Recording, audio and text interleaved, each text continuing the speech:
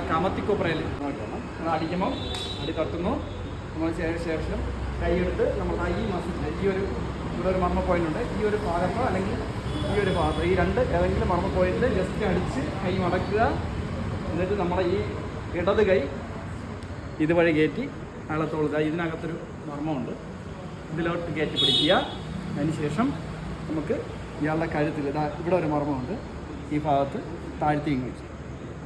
ഇത് കമത്തിക്കൊപ്രയുടെ ഒരു വെർഷനാണ്.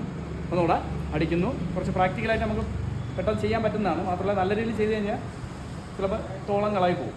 അടിച്ച് തൊട്ടി ഈ കൈ ജസ്റ്റ് വേണമെങ്കിൽ നമ്മളൊന്ന് കയറ്റി പിടിച്ചിട്ട് അതിപ്പോൾ പിടിക്കുന്നില്ലെന്നേ ഉള്ളൂ. കുറച്ച് കയറ്റി പോയി കഴിഞ്ഞാൽ ഇവിടെ നിന്ന് ഈ തോളളായി പോകാൻ സാധ്യതയുണ്ട്. ഓക്കെ, കൈ കയറ്റുക.